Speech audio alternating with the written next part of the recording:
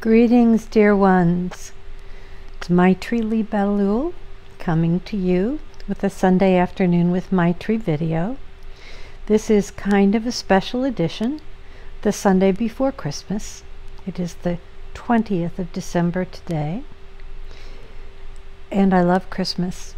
Despite COVID, despite everything going on in all of our lives, I love Christmas. And I think that for those of us who do, for those of us who are willing to open our hearts to all the magic and wonder of the season, it can be an especially healing time of year. It is something we need so badly after nearly a year of COVID and everything that everyone has been through, all the losses, all the fear, all the scrambling, trying to figure out how to cobble together a life under very difficult circumstances. And now here we are in the holiday season, starting from Thanksgiving on, when we normally would have gathered with those near and dear to us, and have not been able to, as we normally would. We have all been trying to make the best of the situation. And I myself, though my children can't be with me, one of my children, my middle child and second daughter, Rachel, lives here with her family. So I will be able to have a little brief visit with them. The rest of my children and grandchildren, we will all meet on Zoom. But I thought today, as I was preparing to do this video, that it needed to be a special one since it's the last one before Christmas. And I believe I told you last week that I have been doing, since I started my journey on Patreon, September 1st, something that I was calling Morning Coffee with Maitri, which was about a 20-minute video 5 days a week. And it's something that I loved doing. I cherished. It felt a very special form of communication. But as time went along, it seemed important to do something other than me just kind of yammering on about what was going on here at Dragonfly Cottage, the weather, the parakeets, Molly and I, and whatever. And I came to start reading to people. At first it was quotes and paragraphs and short passages with a little commentary or some thoughts before and after. Well, that turned into what it has been now for a while, and I changed the name Morning Coffee with Maitri to Reading and Reflecting with Maitri. Again, nothing has changed in the way that I do it. In other words, I do it 5 mornings a week for those who support me on Patreon, which you can do for as little as $5 a month and get so much for that content. But I do one of those videos on Monday for free on public. So like I do these for free publicly, and tomorrow morning I will do one for free publicly. If you like being read to, which has turned into something that people love. I think that there is the little child in us that loved being read to, that is particularly soothed during these difficult times. And to that end, I have been reading through a book that I have loved and cherished, and had this copy since the early 1980s when I was raising my own children. It was originally published in 1966 by the beloved Tasha Tudor. This one is called Take Joy. It's her Christmas book, and it is a compilation of classic Christmas stories, Christmas poems, all the Christmas music. She has actually the musical scores that you could play, and Christmas recipes. It is a cherished book. And I have been reading it this week. and I have shared some things. I am doing, as I also told you last week, Monday, I started December the 1st and will go through January the 1st, doing a little post each day to lift people up. I'm calling it a little bit of Christmas cheer right now. And the post that I did today was also from this book by Tasha Tudor, and it was on the rosemary legend, about the rosemary plant and how it really came to be called rosemary in a beautiful sense. All of these things you can see on my blog. All of these links are below. But in doing this, I thought, I think we all do need to just not have to think, not have to try to figure out what I'm saying and what I mean, but just relax and let me read you a story. This is a classic story by Hans Christian Andersen. And if it should be done in the usual 30 minutes. If it's not and it goes just a minute or two more, I think it's important. If you want to pause this video and get yourself something to drink, your beverage of choice, and just relax and close your eyes, and you can listen like a podcast, because I'm just sitting here still laid up with an injured foot and ankle, so nothing exciting is happening here. You can get a hot or cold beverage, or just sit and close your eyes and listen and receive this gift that I am offering you today, a gift of story, something to calm and soothe and comfort and remind us all what's important. The story is called The Fir Tree. Out in the wood was a fir tree, such a pretty little fir tree. It had a good place to grow in and all the air and sunshine it wanted, while all around it were numbers of bigger comrades, both firs and pines. But the little fir tree was in such a passionate hurry to grow. It paid no heed to the warmth of the sun or the sweetness of the air, and it took no notice of the village children who went chattering along when they were out after strawberries or raspberries. Sometimes they came there with a whole jugful, or had strawberries threaded on a straw, and then sat down by the little tree and said, "Oh, what a dear little tree." That was not at all the kind of thing the tree wanted to hear. The next year it had shot up a good deal, and the year after that its girth had grown even bigger, for with a fir tree you can always tell how old it is by the number of rings it has. "Oh, if only I were a tall tree like the others," sighed the little fir. "Then I'd be able to spread out my branches all around me and see out over the wide world with my top. The birds would come and nest in my branches, and whenever it was windy, I'd be able to nod grandly." It took no pleasure in the sunshine, or the birds, or the pink clouds that, morning and evening, went sailing overhead. When winter came, and the snow lay sparkling white all around, then a hare would often come bounding along and jump right over the little tree. Oh, how annoying that was! But 2 winters passed, and by the 3rd winter the tree had grown so tall that the hare had to run around it.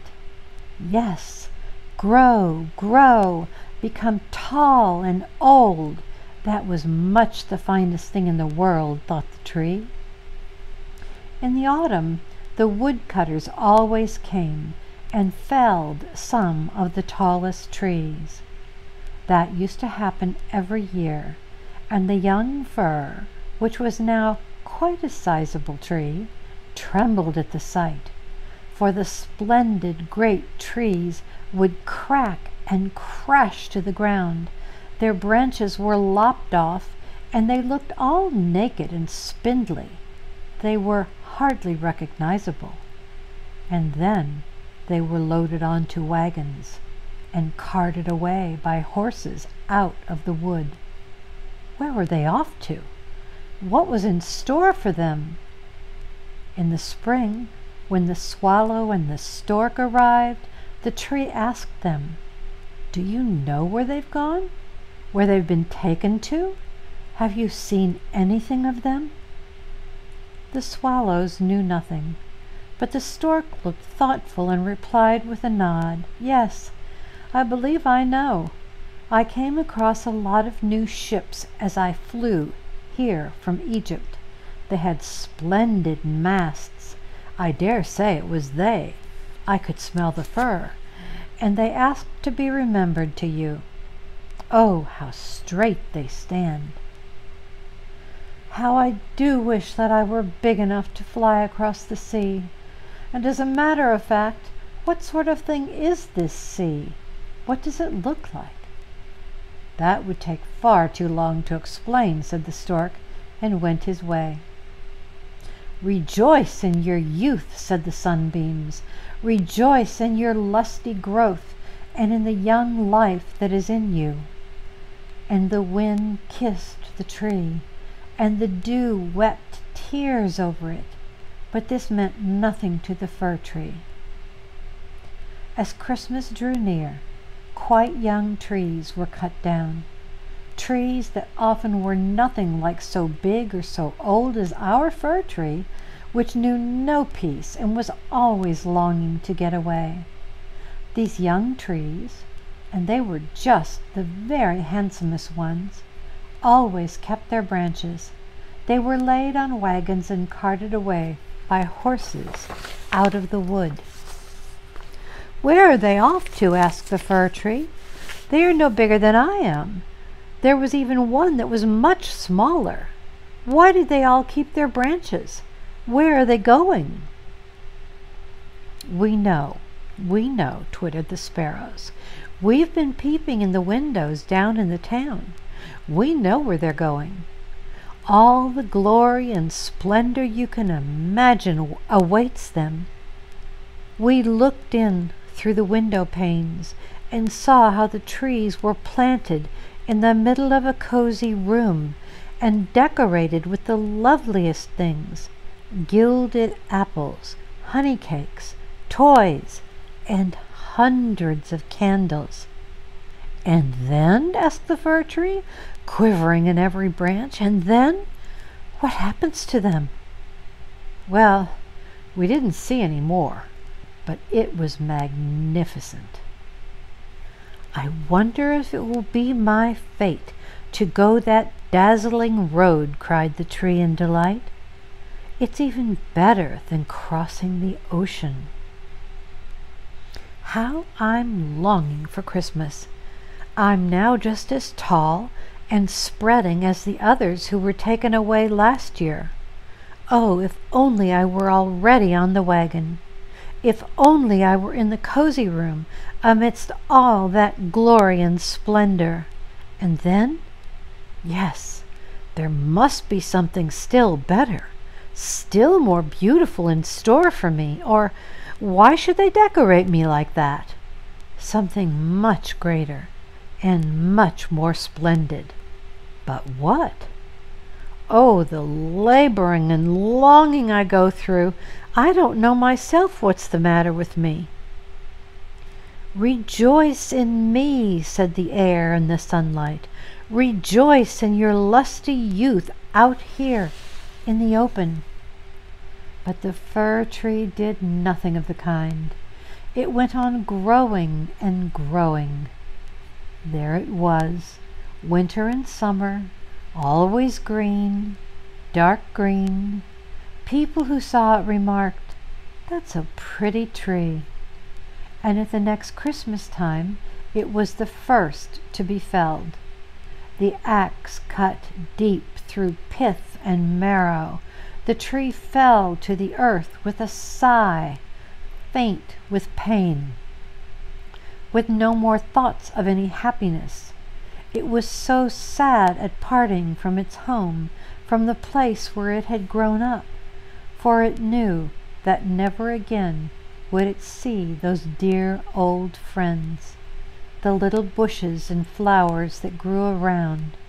Yes, and perhaps not even the birds. There was nothing pleasant about such a parting. The tree didn't come to itself till it was being unloaded in the yard with the other trees, and it heard a man say, "That one's a beauty. That's the one we'll have." Now came two lackeys in full fig and carried the fir tree into a splendid great room. There were portraits all around the walls, and by the big tile fireplace stood huge Chinese vases with lions on their lids. There were rocking chairs, silk-covered sofas, large tables piled with picture books and toys worth hundreds of dollars, at least so said the children. And the fir tree was propped up in a great wooden barrel filled with sand, though no one could see it was a barrel, because it was draped round with green cloth and was standing on a gay-colored carpet. How the tree trembled! Whatever was going to happen? Servants and young ladies alike were soon busy decorating it. On the branches they hung little nets that had been cut out of colored paper, each net being filled with sweets. Gilded apples and walnuts hung down as if they were growing there, and over 100 red, blue, and white candles were fastened to the branches. Dolls that looked just like living people, such as the tree had never seen before, hovered among the greenery, while right up at the very top they had put a great star of gold tinsel. Sorry.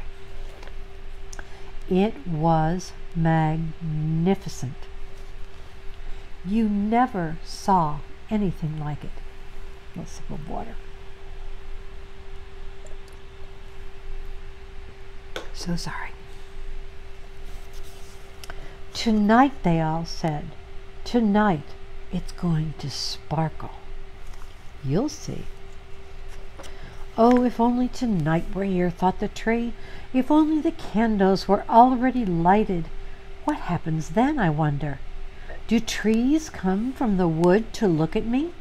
Will the sparrows fly to the window panes? Shall I take root here and keep my decorations winter and summer?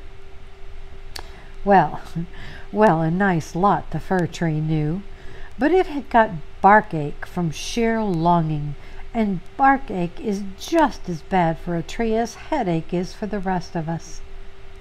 At last the candles were lighted. What a blaze! What magnificence!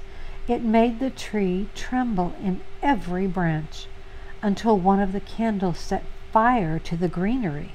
Didn't that smart? "Oh dear!" cried the young ladies, and quickly put out the fire. The tree was afraid of losing any of its finery, and it felt quite dazed by all that magnificence. Then, suddenly, both folding doors flew open, and a flock of children came tearing in, as if they were going to upset the whole tree. The older people followed soberly behind. The little ones stood quite silent, but only for a moment. Then they made the air ring with their shouts of delight. They danced round the tree, and one present after another was pulled off of it. "Whatever are they doing?" thought the tree. "What's going to happen?" The candles burned right down to their branches, and as they did so, they were put out, and the children were allowed to plunder the tree. They rushed in at it till it creaked in every branch. If it hadn't been fastened to the ceiling by the top and the gold star, it would have tumbled right over. The children danced around with their splendid toys, and nobody looked at the tree except the old nurse, who went peering among the branches, though this was only to see if there wasn't some fig or apple that had been overlooked. "A story! Tell us a story!" cried the children, dragging a little fat man over toward the tree. He sat down right under it. "For then we are in the greenswood," he said, "and it will be so good for the tree to listen with you. But I'll only tell one story. Would you like the one about Hickory Dickory, or the one about Humpty Dumpty, who fell downstairs and yet came to the throne and married the princess?" "Hickory Dickory!" cried some. "Humpty Dumpty!" cried others. There was such yelling and shouting, only the fir tree was quite silent and thought, "Shan't I be in it as well? Isn't there anything for me to do?" But of course it had been in it. It had done just what it had to do. The little fat man told them the story of Humpty Dumpty, who fell downstairs and yet came to the throne and married the princess. And the children clapped their hands and called out, "Tell us another story, one more." They wanted to have Hickory Dickory as well, but they only got the one about Humpty Dumpty. The fir tree stood there in silent thought. Never had the birds out in the wood told a story like that. Humpty Dumpty fell downstairs and yet married the princess. Well, that's how they go on in the great world, thought the fir tree, and felt it must all be true, because the storyteller was such a nice man. Well, who knows? Maybe I too shall fall downstairs and marry a princess. And it looked forward to being decked out again the next day, with candles and toys, tinsel and fruit. I shan't tremble tomorrow, it thought. I mean to enjoy my magnificence to the full. Tomorrow I shall again hear the story about Humpty Dumpty, and perhaps the one about Hickory Dickory as well. And the tree stood the whole night in silent thought. The next morning in came a manservant and a maid. Now all the doings will begin again, thought the tree.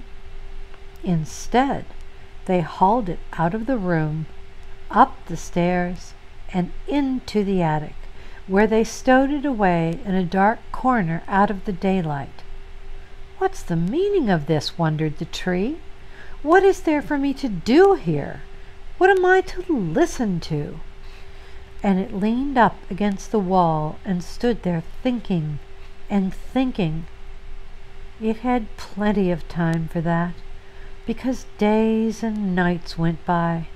No one came up there, and when at last somebody did come, it was to put some big boxes away in the corner. The tree was completely hidden.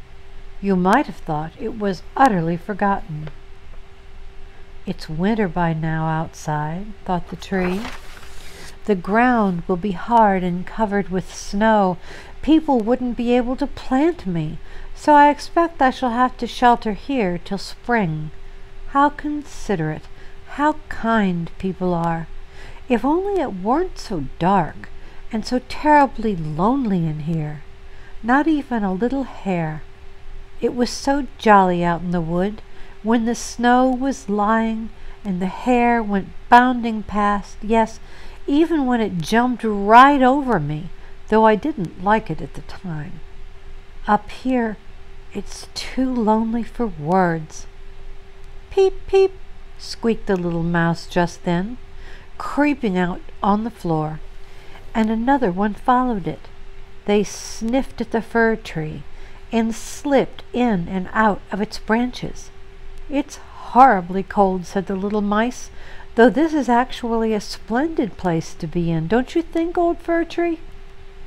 "I'm not a bit old," answered the fir tree. There are lots of people who are much older than I am." "Where do you hail from?" asked the mice. "And what do you know?" They were being dreadfully inquisitive. "Do tell us about the loveliest place on earth. Have you ever been there? Have you been in the larder, where there are cheeses on the shelves and hams hanging from the ceiling, where you can dance on tallow candles and you go in thin and come out fat?" "No, I don't know the larder," said the tree, "but I know the wood, where the sun shines and the birds sing." And then it told all about the days when it was young. The little mice had never heard anything like it before, and they listened closely and said, "Why, what a lot you've seen! How happy you must have been!" "I," said the fir tree, and pondered over what it had just been saying. Yes, they were really very pleasant times. But then it went on to tell them about Christmas Eve, when it had been tricked out with cakes and candles. "Oh," said the little mice, "you have been a happy old fir tree." "I'm not a bit old," repeated the tree. "I've only this winter come from the wood. I'm just in my prime. My growth is only being checked for a while."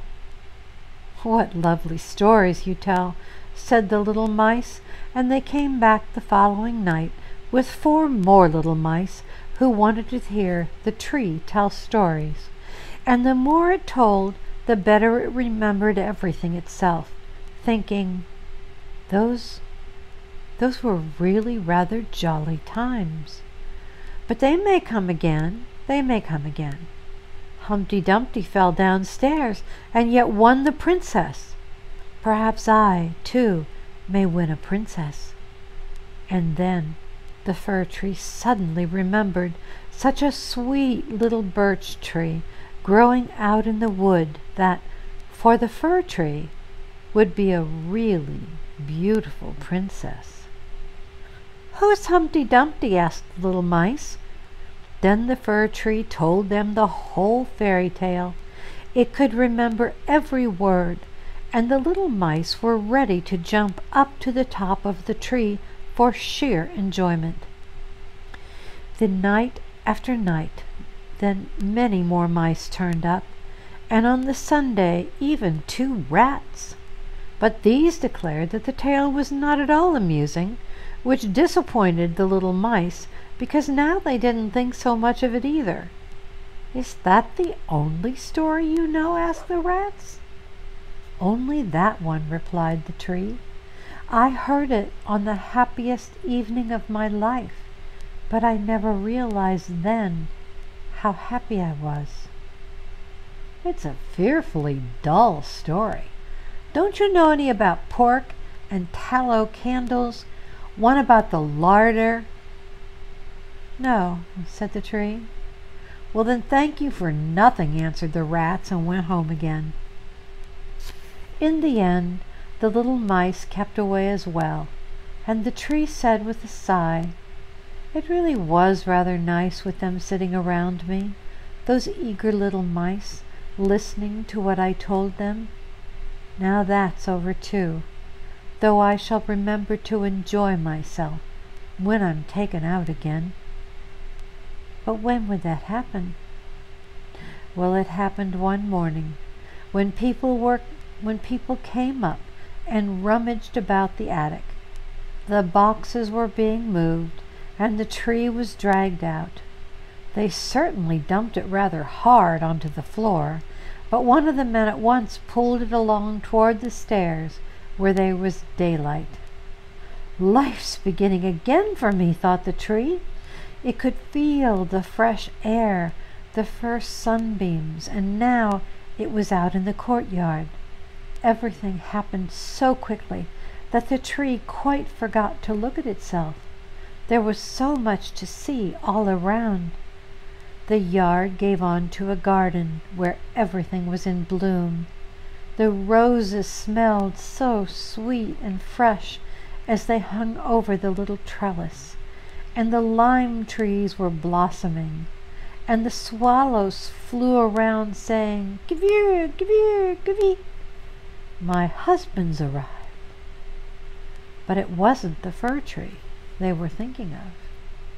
"This is the life for me," it cried out joyfully, spreading out its branches. Alas, they were all withered and yellow, and the tree lay in a corner among weeds and nettles. The gold paper star was still in its place at the top and glittered away in the bright sunshine. Playing in the courtyard itself were a few of the merry children who at Christmas time had danced around the tree and were so pleased with it. One of the smallest ran up and tore off the gold star. "Look what I found still there on that nasty old Christmas tree," he said, trampling on the branches so that they crackled under his boots. And the tree looked at the fresh beauty of the flowers in the garden, and then at itself, and it wished it had stayed in that dark corner up in the attic. It thought of the fresh days of its youth in the wood, of that merry Christmas Eve, and of the little mice who had listened with such delight to the story of Humpty Dumpty.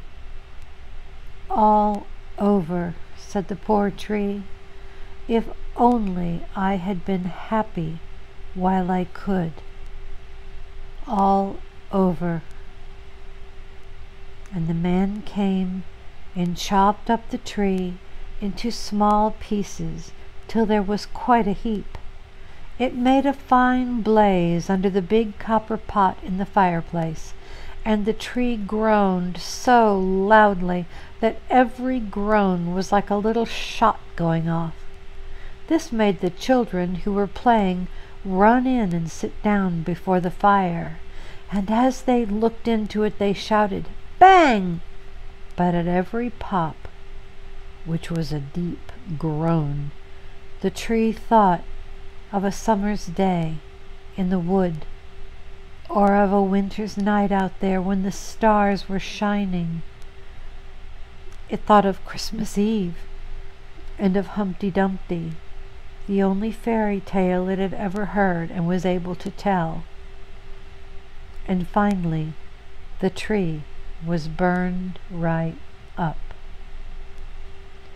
The boys were playing in the yard. The smallest of them had on his chest the gold star which had crowned the tree on its happiest evening. That was all over now, and it was all over with the tree. And so it is with the story. That's what happens at last to every story. All over. All over.